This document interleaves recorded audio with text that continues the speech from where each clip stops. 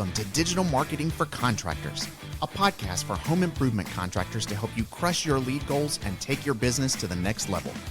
Join us each episode as we give you powerful insights and practical tips on the best digital marketing strategies to help you grow your home improvement business. Let's get started. Welcome to Digital Marketing for Contractors. This podcast is brought to you by Fat Cat Strategies. We are a full-service digital marketing agency based in Raleigh, North Carolina. We specialize in working with home improvement contractors just like you grow their business. My name is Janet, and I am the founder and managing partner here at Fat Cat. Today, I am joined by my co-owner and lovely business partner, Caitlin Noble. Hey, Caitlin. What up, y'all? Hey, I'm Caitlin. I am the head of client services, and I am so happy to be here and chatting with you guys today. Janet, what are we going to talk about?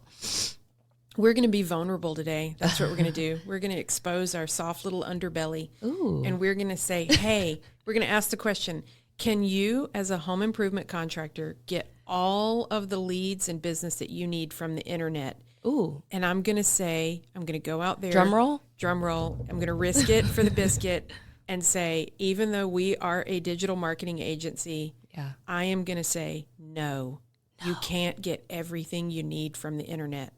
Just like you can't get everything in your life that you need from the internet, even though Amazon delivers to my house daily. Yeah. You got to do some offline stuff. Yes. So today's topic is about what are the things in the, what did the kids call it? IRL, in the real life? The kids don't call it that anymore.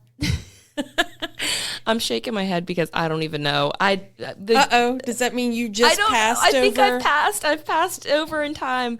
But we also are going to go kind of back in time. I mean, these are some old school. These are old school, classic, but they still work. They still work. Stand by them. So you just tuned into an episode of the past of like classic rock.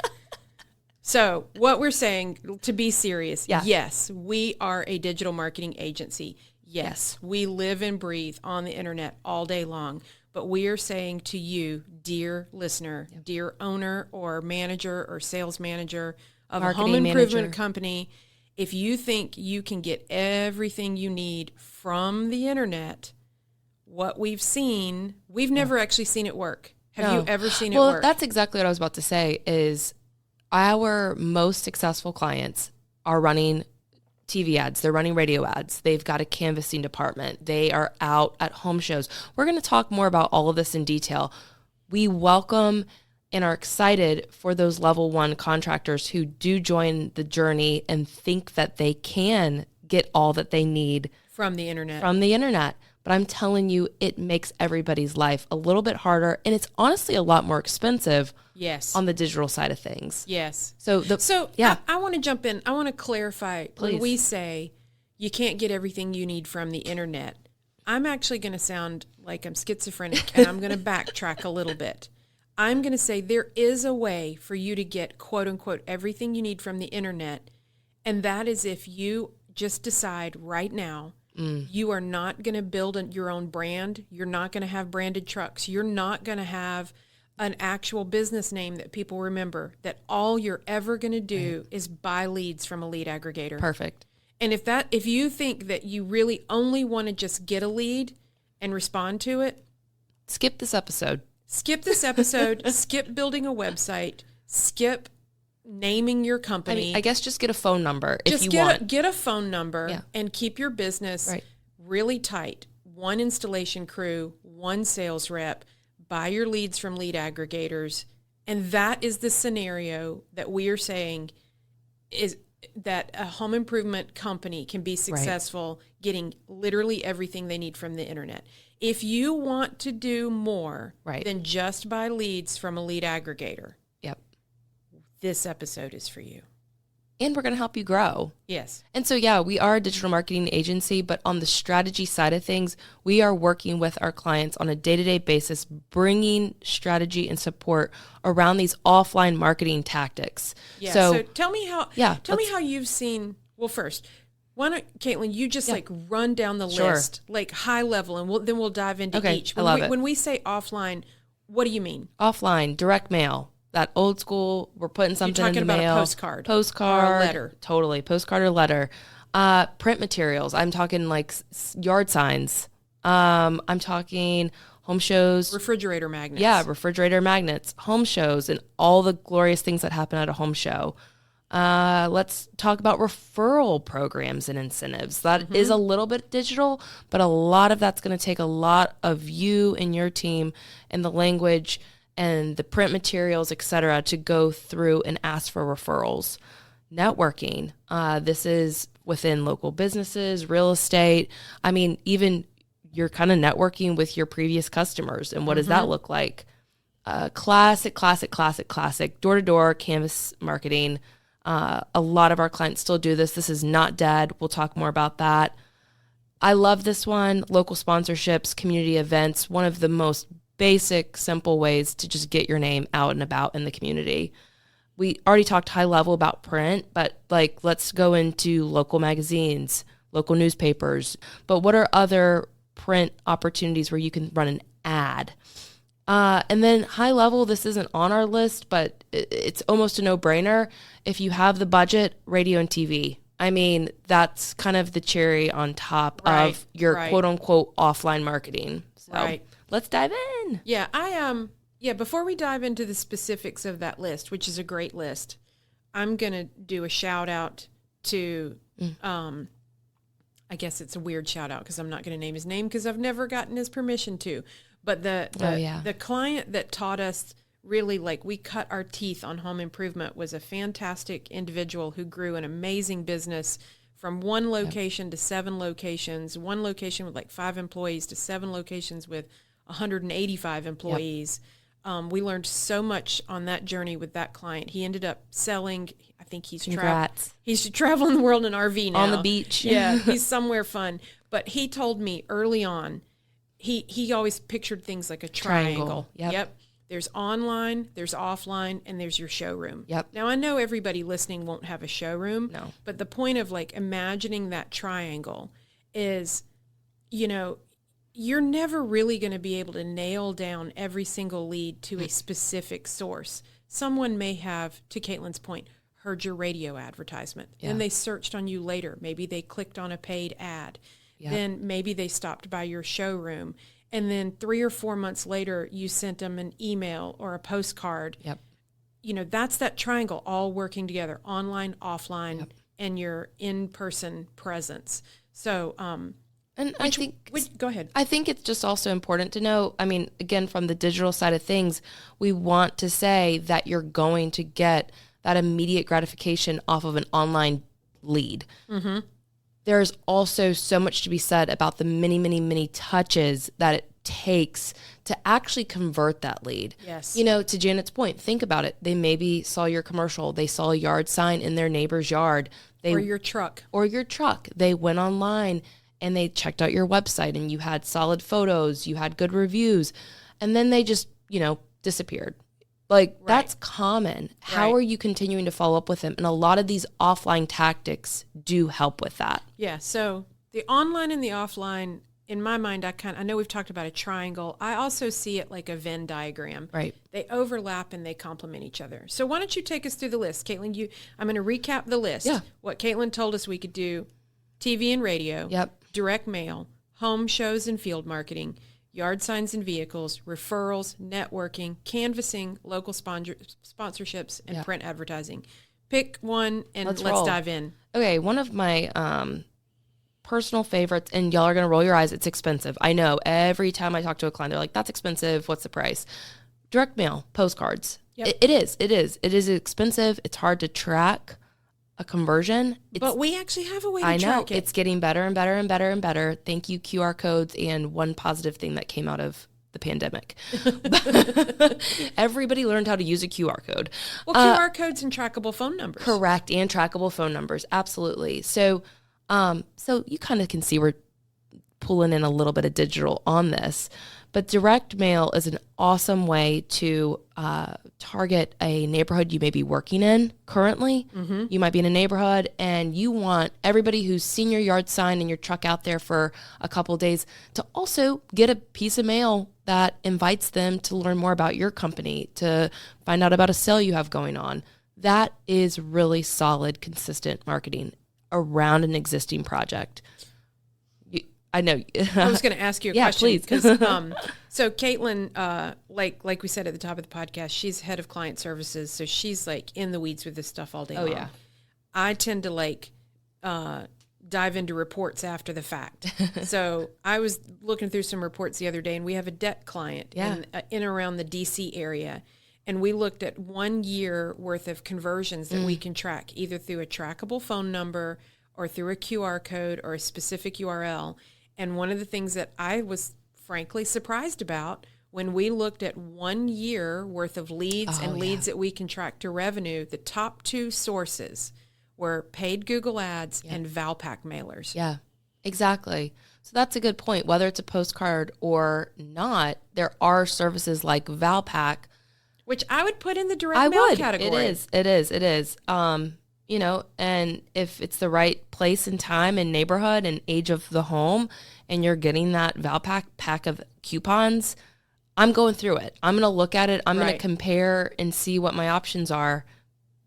Because I guess I was just underlining and celebrating that you're talking about direct mail, which triggered me to remember, oh my gosh, I just saw this report where, you know, our clients, you bring it up to clients and they roll their eyes and go, how much is it? And we've seen it work. And this was not a cheap product. This was a high-end deck builder. It's so supportive. So I guess direct mail around projects in neighborhoods you're currently in. And then my other favorite, and it's a little harder, but... Wait, before you leave direct mail, why don't you talk about the letter, Oh, yeah. Well, that's what... But okay. So, yes, neighborhoods you're currently working in, I think that's a no-brainer if you can, do it.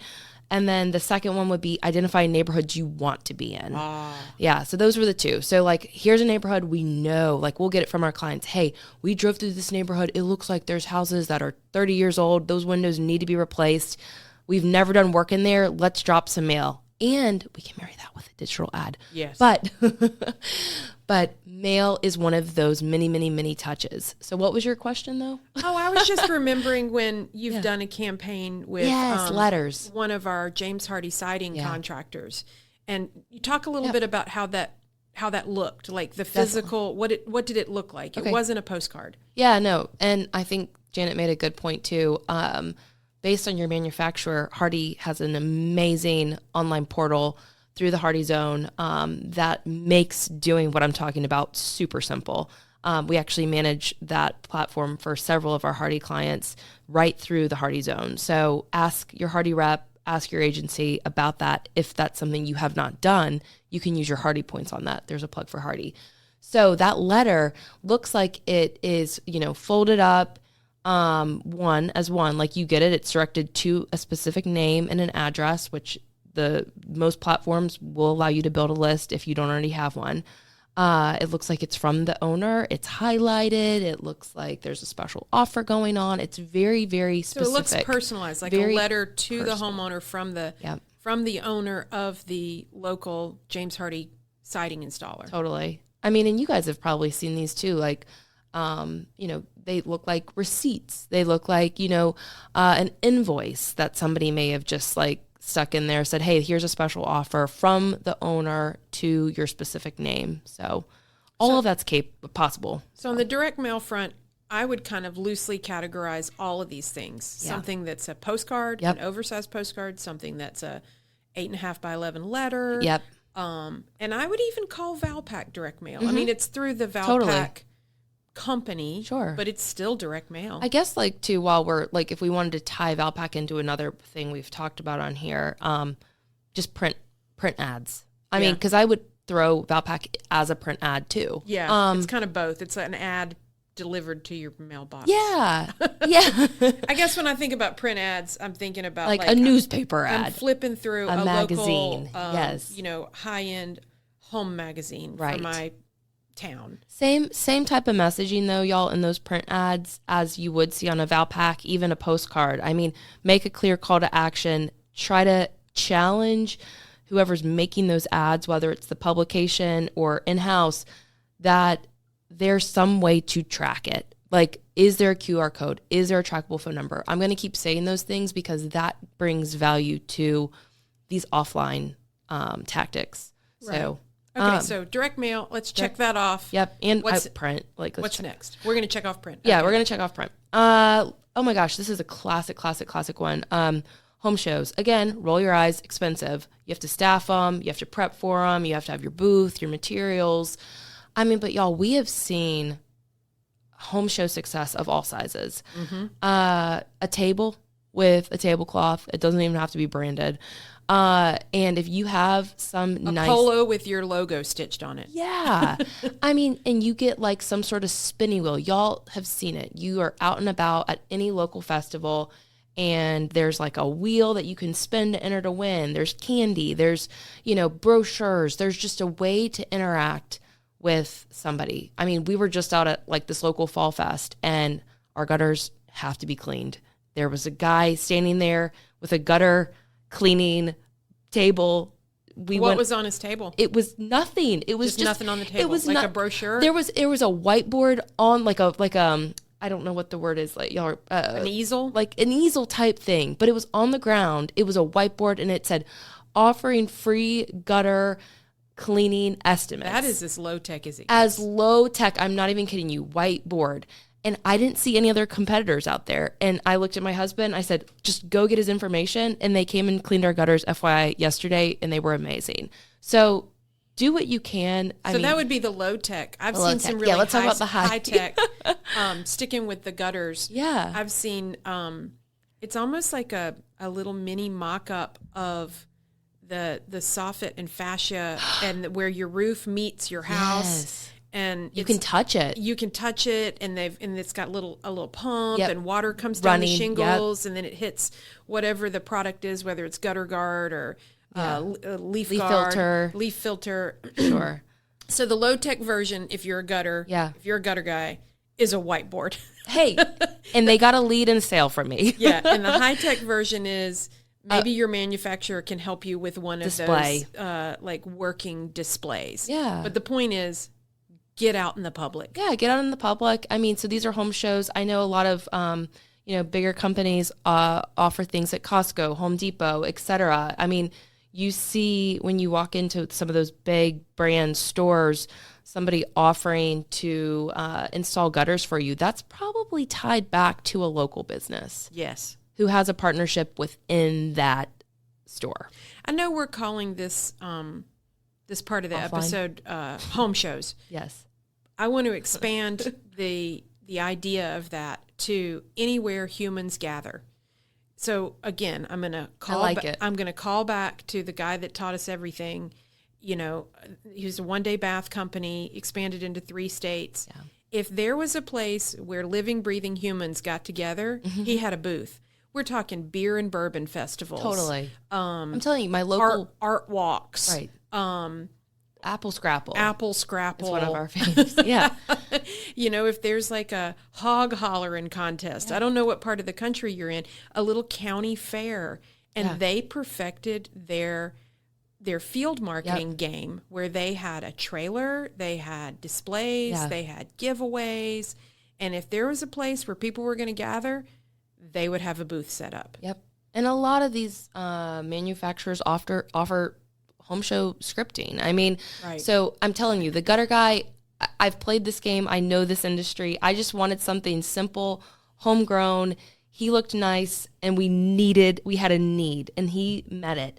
But also know that, So he got you as a lead, and he didn't get you off the internet. He didn't get me off the internet. Which is kind of the point of this whole And episode. he had no scripting or any material that we took back with us other than a business card. So you called a phone number, and now your gutters are clean. Yeah, I don't even know if he has a website. So anyways. So, again, this whole episode, yes, I started by talking about we're being a little bit vulnerable. We make our money by doing stuff on the internet, but what we are telling you is the internet alone cannot deliver every single lead you need. The internet and offline has to work together. So what's the next thing we're talking about? I'm going to kind of combine some of these and marry them together. They are separate efforts, but we just talked about like home shows being out at these local Apple Scrapples. County fair, whatever. Yeah, exactly. Don't think if you don't have a booth ready to go and somebody who can man that booth just to grab phone numbers or email addresses, don't be scared to like, it's okay. Janet slammed her coffee cup on the table if you heard that. Here, I'll do it again. There. Hard statement. See what you can do to sponsor like your local, Little League. What can you do to sponsor your local church's bazaar that they're doing to raise money? I mean, that does not require you to have... To staff it. Thank you. Staff it. Said it a lot faster. It would get your logo out there. It would get your name. I mean, there's all different size sponsorships. Like high school football. I was just going to say that. What are the things they hand you? Like a program. Yeah. I mean, basketball, like, could you be up like as a sponsor near the scoreboard? I mean, things like that just get your brand out there, and there's tons of opportunities in the local community. I mean, they're looking for sponsors. There are opportunities there. So absolutely. And we've helped a lot of our clients identify those local opportunities. So I just married that along with like just getting out and about in the community, being involved. Another one that I want to talk about, and this blog post, and however we're going to follow up with this episode, there will be a more thorough list of opportunities too on there, but I did want to touch on networking and, just some canvassing. I think we can marry that kind of together maybe. When you think networking, it goes back to, are you out and about meeting, your local chamber of commerce? Are you out, connecting at, maybe one of those local community events like we talked about? You've got your business card. You're letting people know you've got a service, you need help. Real estate agents, I think, are another silent partner that offers. I mean, when we bought our home, we had to had to do a lot of work to your house. And our real estate agent had a painter he preferred. He had somebody who could help us with the windows he preferred. Didn't you have to do something to your HVAC too? Yes, all of it. And you got all of that from your realtor? From my realtor. I mean, we also had, local contacts and local friends that we trusted, but he straight up gave that to us when we bought the home. So connect with your local realtor. I mean, make that end. What can you give back to them? We have a lot of clients who will go to like the real estate agent and drop off lunch and do like a lunch and learn. That's all offline. Yeah, that is offline. So in that instance, let's say, I don't know, let's pick somebody like window replacement. Right. If you were going to do a lunch and learn for a large real estate agency, you might come and prepare, just some basic information and some flyers and some handouts about what does it look like to replace windows. And if you can tie that back to increasing the sale value, then the seller agents, if they're struggling to get this house listed and get it sold, that might be something that, and even on the buyer side. So on the seller side, you might want to install the windows before you list the house. On the buyer side, as soon as they move in, they realize how drafty it is. Then again, that realtor can provide that lead to a buyer who is like, okay, I love this house, but I need to replace all the windows. Absolutely. What can you offer and educate the community about what you do? About what you do. I mean, exactly. And then door-to-door marketing, canvassing. I mean, I feel like this is a whole nother, along the list of home shows that comes and goes, died during the pandemic, is back now. You're out and about in the community, or in your, I keep saying community because we keep talking about the community, but you're out and about in a neighborhood you're working in. So you've got your yard sign out. Maybe you're going to drop a mailer around that neighborhood as well. You also may have somebody just knock on doors in that neighborhood. Well, there is one of your Chicago client. Yes. He had a phrase for it. 3 up and 3 down or something. Yep. 3 up and 3 down. And then if it's three houses on both sides and 3 down, or I guess, 3 in front and 3 from both sides. So your crew is on a street. Yeah, that was painful. If your crew is on a street, you may not have a fully staffed, quote unquote, canvassing team that's going to get dropped off in a neighborhood and knock 200 doors. But what you could do is you could have your project manager implement the 3 up, 3 down. Thank you. 3 doors to the left, 3 doors to the right, 3 to 4 doors across the street. Yep. And they either knock or they put a door hanger on there. That's exactly right. Like, hey, we're we're replacing the roof on your neighbor's house. Just want to introduce myself. Yeah. Here's my business card. Yep. Here's my business card. If you have an issue with our crew, with parking, Exactly. let me know. If you want a free roof inspection, let me know. Yep. Yeah. That's like canvassing light. I love it. Canvassing light, 3 up, 3 down. And then I think you guys also understand what that massive canvassing side of the business looks like too. That actually needs staff and management and oversight. And that's kind of outside of our wheelhouse. Quote unquote, they're called brand ambassadors at many companies. Yep. But another big part, they're getting the brand out on the streets, celebrating who you are and what your business does. So I think we touched a lot of really important offline. Yeah. I mean, just to kind of put a bow on this, we're going to turn this list with some links and some ideas into a blog post. So you can go to fatcatstrategies.com, check out our blog. Headline of the blog post is going to be something to do with offline ways to support your online marketing efforts. Yep. But, kind of close it out by saying, yes, we do a lot of really cool high-tech things on the internet, and I think we can all, ourselves included, fall into a trap of thinking every need can be solved with some really cool, trackable digital tactic. Exactly. And what we're saying is we've never seen it be successful. Where we see the most success with our clients is when there is a strong digital component to their marketing that is married with a strong offline component. And that offline component doesn't have to have every single thing that we talked about today. No. But we'll have to have at least 1 or 2 of them. Exactly. Online alone is unlikely to get you where you need to be. Nope. Thank you guys so much. Yeah. Okay. So thanks again for listening to another episode of Digital Marketing for Contractors. If you'd like to get in touch with us, go to fatcatstrategies.com and either book a call, check out our blog, or check out some of our resources. Thanks again. Thank you. Digital Marketing for Contractors is created by Fat Cat Strategies. For more information, visit fatcatstrategies.com.